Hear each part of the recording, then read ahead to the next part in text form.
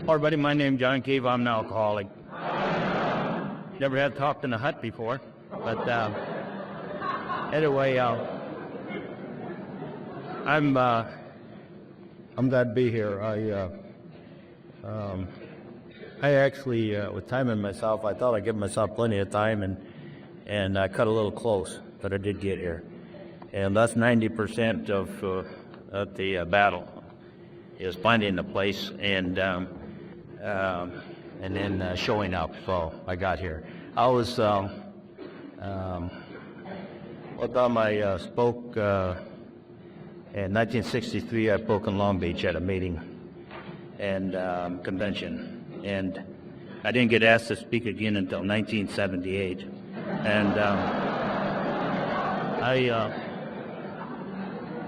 I don't know what I said in '63, and I don't think anybody else did either. But anyway, it's always an honor to come down here to Pacific Group. I got a haircut for the occasion, and got my with an CNR coat, but I had the wife put it in the cleaners, and because I really look forward to coming down here. I see a lot of people down here that I get to see only when I come down here, and it's really neat. I could have entertained all my friends in a phone booth when I got to AA.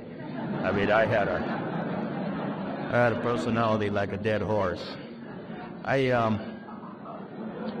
was bad nose is what I was. Just always looking for somebody to take care of me, and I was always waiting to be discovered, and then I found out when I come to AA, no one was looking for me. And so, in fact, there was very little demand for my type, but I couldn't believe it. I had a program before I got to AA. It was called Take Something, You'll Feel Better. And I was just preoccupied with taking stuff. My mind was always worried about supply. It just seemed like I spent every waking moment wondering if there was going to be enough at all. And it just started out that way, but I only had about 10 years out there, so it really caught up with me fast. I really pooped when I got here. And Megan, thank you, sir. I heard, you probably heard the guy too, he said he spoke for 15 minutes, and some guy way in the back says, "Hey, I can't hear you." And the guy in the front seat says, "I can hear him real good. Would you like to trade places?" And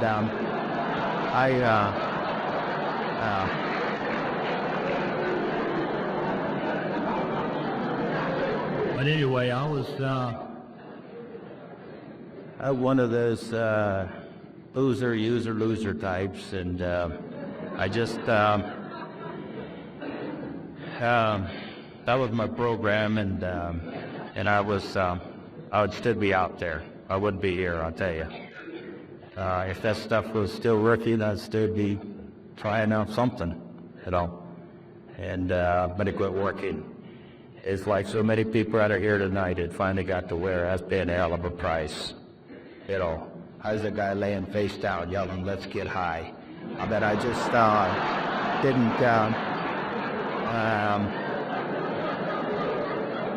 I just couldn't. I couldn't go anymore. But you know what? I was going to keep doing it. I was going to keep trying, and that's the insanity of alcoholism. That's the way I understand it. I was going to keep going until I ran out of carcass, and I was like I think it was Paul that spoke here ahead of me. My liver had gone sour on me. I looked like I'd eaten a sack of cement, and I was purple was the stuff I was drinking, with yellow eyeballs, and I was very colorful, and I wasn't feeling well either. I think that was important for me is to get really sick, because I had to get physically sick. I know my sponsor says that it was the mental that got him. And somewhere I don't know, somewhere the physical and the mental finally combined, and I was just always in pain, just always in pain. I was like a guy with a bad sunburn in a backslappers convention. I just always, just always knew I was going to get hurt, you know. And so I tried to stay loaded. And that's probably the most consistent thing I ever done in my life. And that was take something, you'll feel better. And anyway, I didn't stay out there long. I was pooped out. I had one doctor there that got me into a hospital, and he said that I looked like I was about 40, and I was actually 25. And he said, I think you only got about 5 years left. You know, I was really elated that I had 5 years left. I didn't think I was going to make it out of the office. And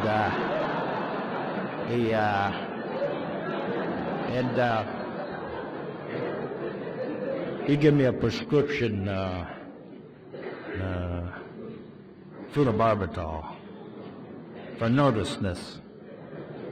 And I always got nervous when I quit drinking. I get real nervous.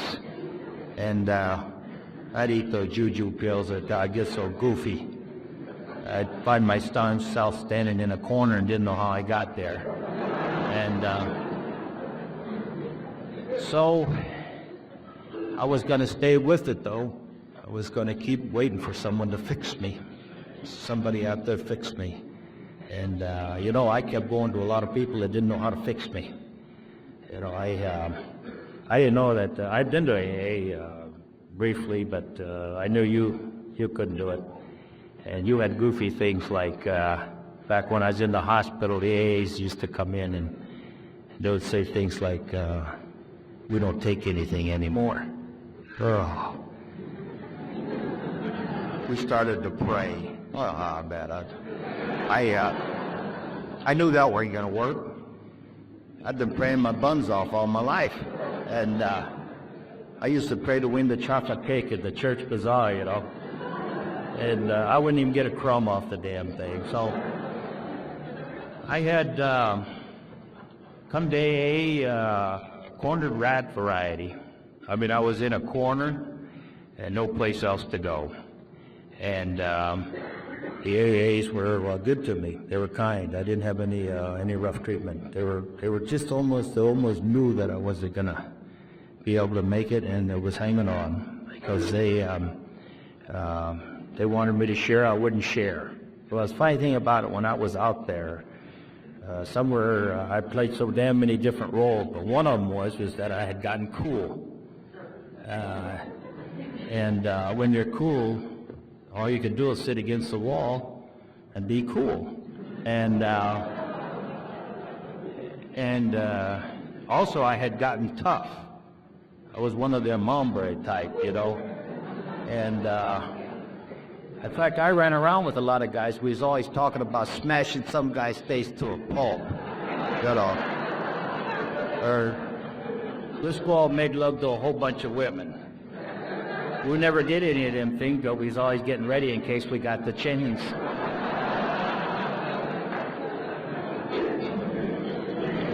And I couldn't share, and I think really that's the program. I think that's the program because it was working before they had the steps and the books and chip girls and literature racks, and but people got sober because one drunk would talk to another, and I know that's true. It seems that's the way it works to me, is our sharing with one another all the time, telling one another about ourselves.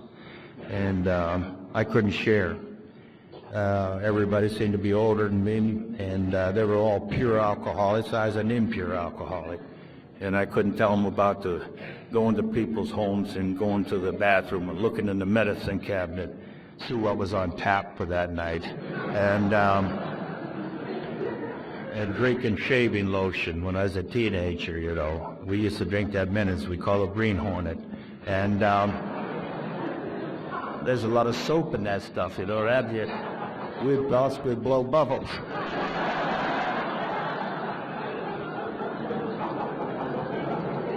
But I couldn't share, and I tell this is my story. This is probably why there's always about a 15-year gap between my invitations to speak. I don't know. But I come from a Irish Catholic family. And I know you all thought that's Portuguese, probably.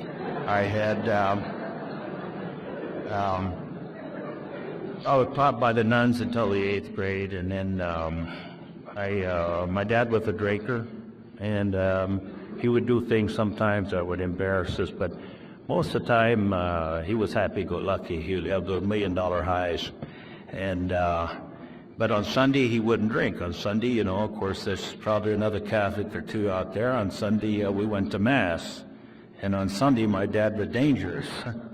Us kids stayed the hell away from him, but on that particular Sunday, I'm supposed to go down there and make my first Holy Communion. I studied catechism. I knew all the answers, blah, blah, blah. And smart-ass kid and suit and tie on. And on the way to church there, I don't know why, I reached down alongside the seat. I found a peanut, and I ate it.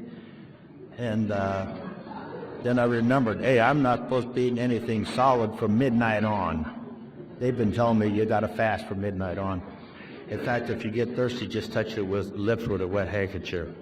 And I should have told somebody about that, but I didn't. I went ahead and I walked down the aisle and I received the sacrament. I was afraid to tell anybody.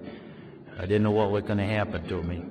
And when I did that, I committed a mortal sin. That's as high as you can go in the Catholic Church. And according to the Catechism, mortal sins was things like murder, rape, and adultery. I was 6 years old. I'd already hit the big time. I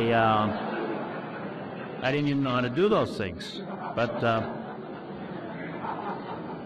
anyway, I never told anybody about that peanut till I got to AA.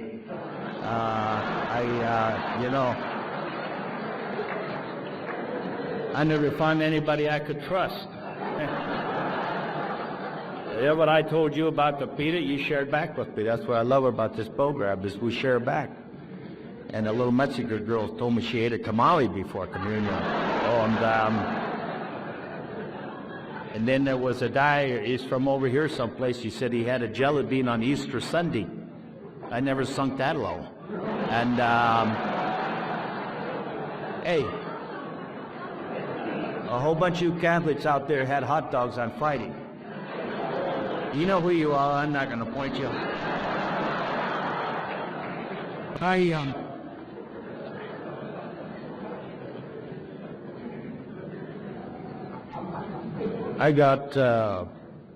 I took a few side trips before I got to AA, but alcohol was my number one painkiller. I didn't feel, I hated being sober. I really hated being sober, and I knew that if I ever had to be sober, I'd go crazy. I knew I'd go insane. But there finally come a time where I didn't give a damn anymore. Even if I was going to go insane, I wanted to be sober. But that took some doing. I had to beat myself up a lot. I got, at 16, I went to see Merchant Seaman, and then I got into, I ran around with these guys always in Lithgate High, and every place we went, we tried to find something to use so that we could get high.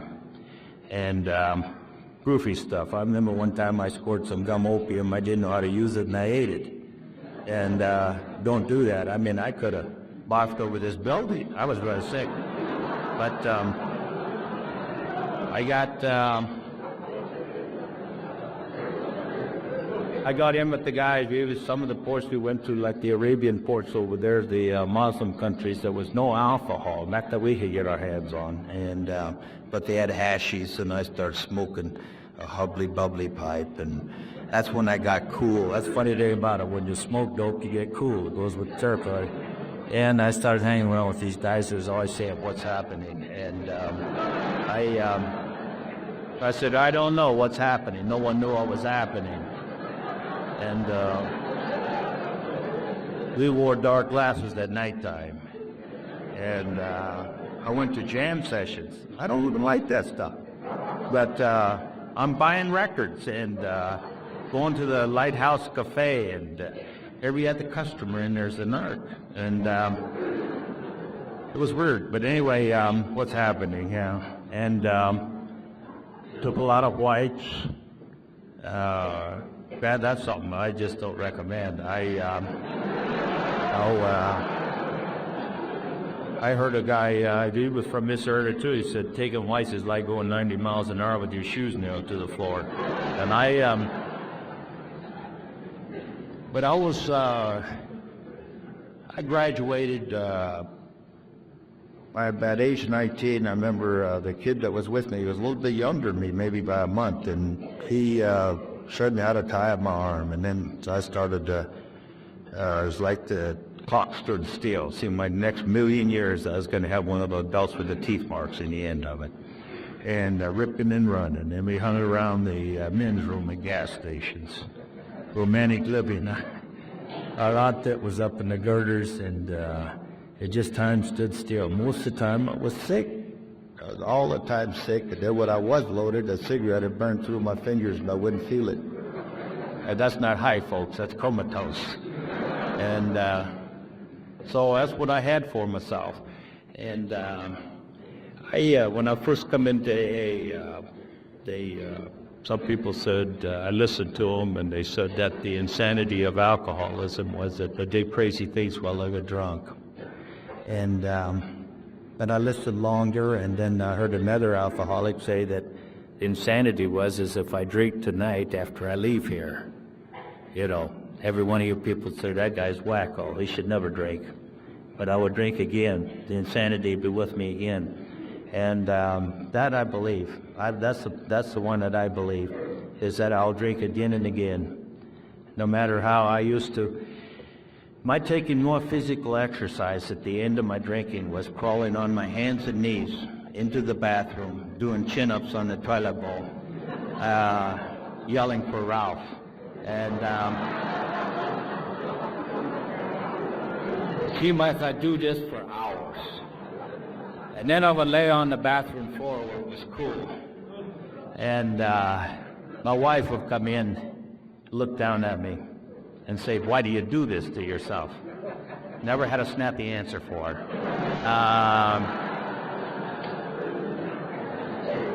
I could have said, I don't want to miss out on all that fun I'm having. But you know, I was going to keep doing this. And then when I lost that person that took care of me, and I moved back in with my mother, I keep her up all night, and then retching. And then in the morning, she'd come in and she said, you know, if a dog ate something that made it that sick, it'd never eat it again. You've got to be crazy. And, you know, she put her finger on it. I was crazy. I was insane. The insanity of alcoholism. I'd do it again and again. And you've seen it. And maybe in your own lives, or seen it around you. And I had 1 year there, I don't know why I went that way, but I had 3 men that I sponsored that all died. Pancreatitis, and one has cirrhosis of the liver, and another one, I guess he has cerebral hemorrhage. He just filled up the mattress with his life's blood. But all of them knew about AA, been to AA, and yet they kept drinking. So I got to believe it's an insanity. I got to hear you people every day, and I got to see you every day. And if I do that, it seems like I keep that insanity at arm's length. And there's a few things I got to do. I got hospitalized in 1956. In those days, the hospitals didn't cover drunkenness. There was no insurance. And I went in there because of my liver. And in there, I was to hear of AA. And I'd heard of it just in drunken stupors. I'd been with guys that had been in AA briefly and didn't know anything about it.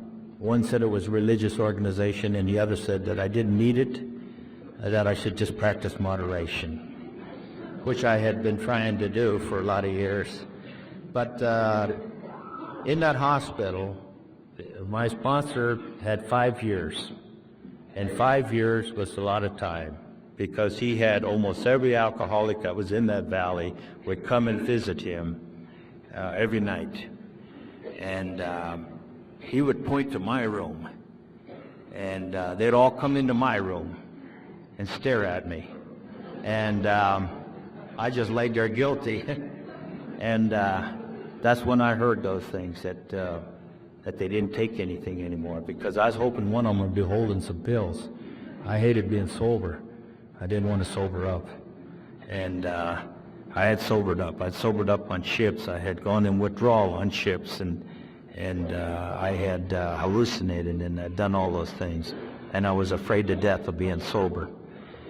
But I had to be sober. I drank and after AA and lost my family, my wife and my baby, a little girl 3 years old. I had abused them. And you know, I found out something after I come in AA. I did not have the ability to give. I couldn't give anything to anybody.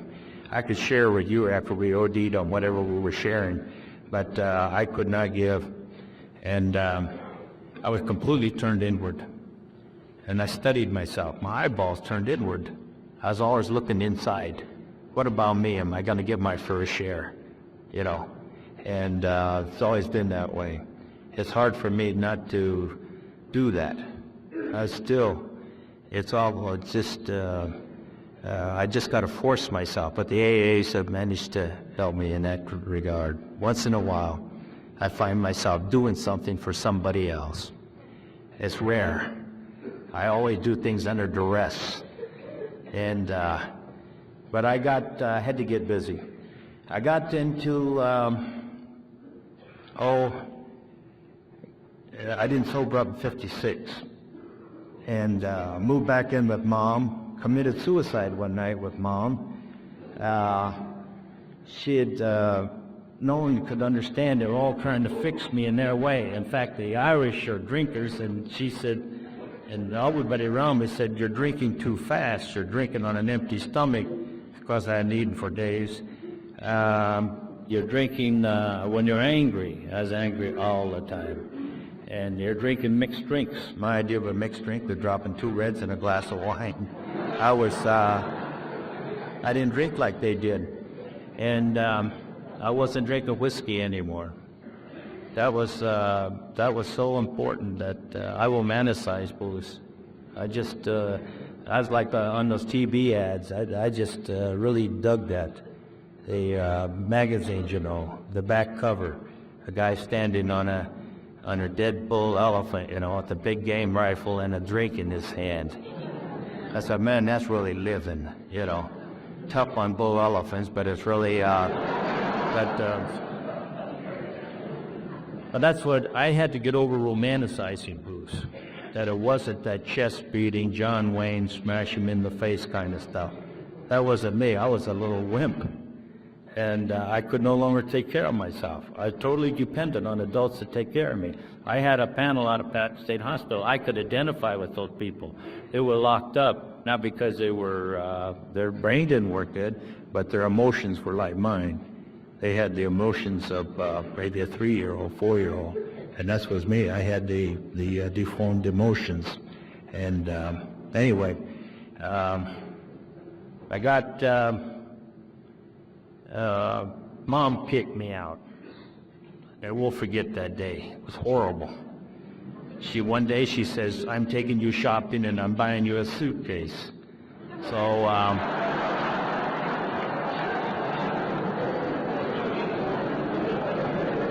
I knew I was in a travel, and I didn't want to leave.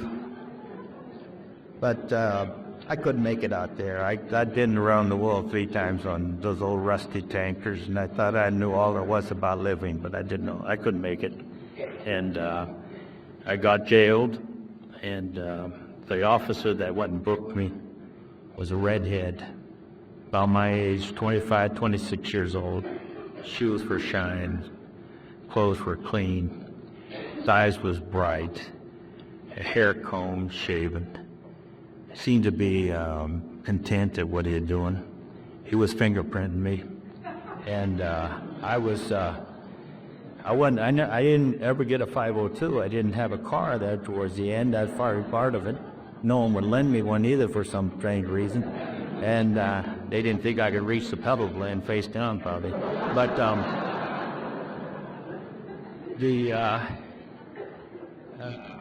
I looked out of the corner of my eyes. I'm in a pair of khakis, high-top tennis shoe on, low-top tennis shoe on. My belongings in a Vaughn shopping bag, and hadn't shaved or combed my hair, and I felt like a bum. I felt like a bum.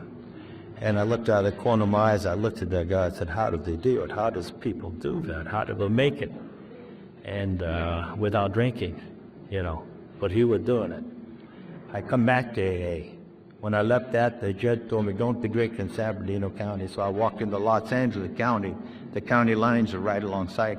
It only took me maybe 3-4 miles, and I was back into Los Angeles County, and I wanted to be sober. And I never wanted to be sober. I hated being sober, but I wanted to be sober. I come back to AA. Your people were waiting for me. You put your arms around me. I didn't want you to put your arms around me, but you did anyhow. I found out some in AA, people in AA do things because it makes them feel good. That's why they do those things. I've sat in so many participation meetings, and you have too, where someone was talking, they say, "Today I paid my child support and made me feel good." Another person says, "I went and had a chance to rip off the boss and I didn't do it. It made me feel good." A woman says, "I lit my cigarette and at the end I didn't light it in the middle like I used to do. Made me feel good."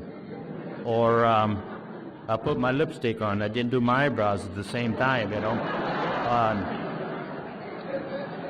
Made me feel good, made me feel good. I kept hearing that. You people found a way to live that made you feel good.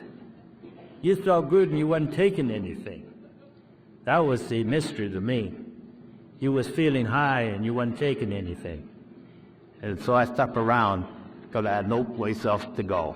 I would have left in a second, but I stuck around, and I listened, and eventually I shared, and eventually they put me to work. Then I had the panel out of Patton State Hospital for 2 years. I'd hold my meeting like this. I was the panel chairman, only once a month. And I'd hear that high falsetto squeal of a man that convulsing. Seizures, they call it now. And you'd fall out on the floor, and they'd run to him, and they'd put a baseball cap or a wallet in his mouth, try to keep him from chewing his tongue, I guess. And then when it was all over with, he didn't know what happened, and they'd take him out of the meeting, and then someone would say, he hadn't drank for 10 years. He's a wet brain. You know, it was things like that. And then I had Glenn Helm. I had all of those. And then I got to see where an alcoholic finally ends up. Sometimes it happens quick. Sometimes it takes a long time. Maybe sometimes it takes 40 years. But always that seems to be the end. And it happens that way. I was sober a year. Well, I'm getting ahead of myself. I was sober 60 days. See, and I knew that something had happened for you, I thought. But nothing was happening. I couldn't feel anything. And I was sober 60 days, and one night I slept. And if you've ever been a user, you know that you're never going to sleep again. You know, even after you die, you're going to be wide awake for 2 weeks. I slept, and I slept 8 hours. And I woke up in the morning. I said, "Thank you, God, thank you, God, thank you, God." Something had happened. And so that was the beginning. And it's been good. I've sober a year, and my sister come to my apartment. As I didn't have a driver's license. The state of California ripped off my driver's license. So my sister come, and she's crying, and she said, Jimmy died, and Jimmy was my oldest brother. And I went to the house and waited for the coroner to come. And Jimmy was an addict, and I used to whip and run with him. But he got to where he didn't like me anymore because I'd become a wino. And he was dead. And I waited with his body till the coroner come. He's 32 years old.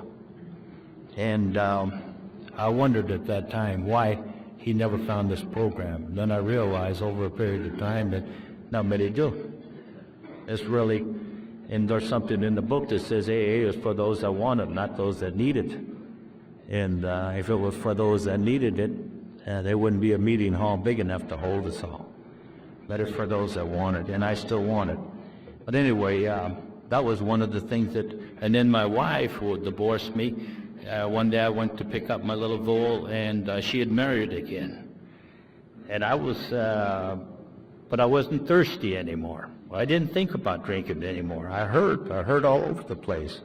But I no longer wanted to take anything. I wanted to live some kind of life where I didn't have to take anything. I didn't have to go into the medicine cabinet or wonder about supply, or can I make it, or line up in front of Jay's liquor store at 6 in the morning.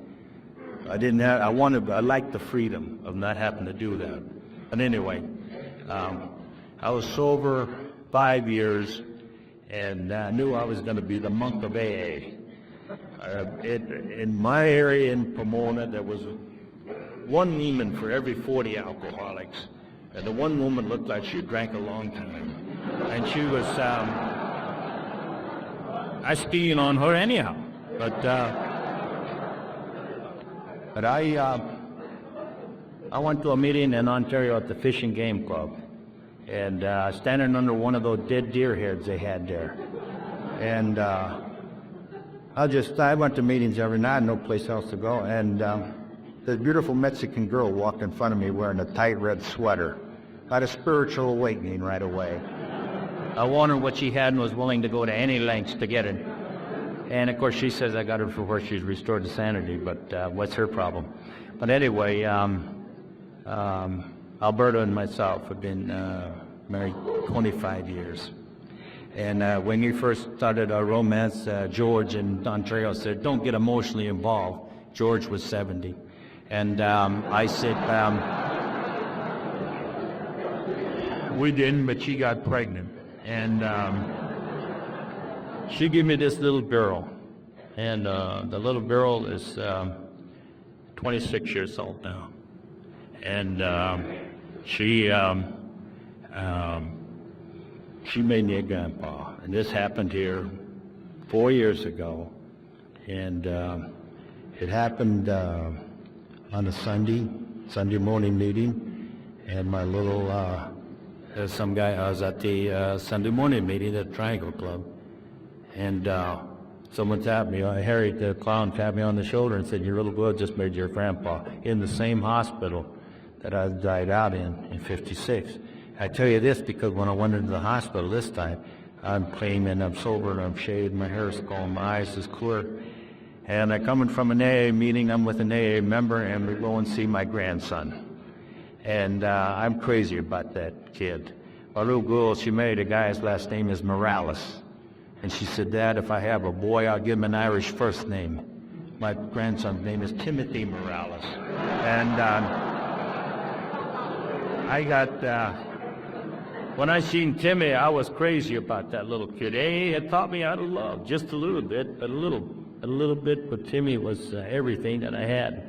And about a year ago, Timmy learned how to say Toys R Us. And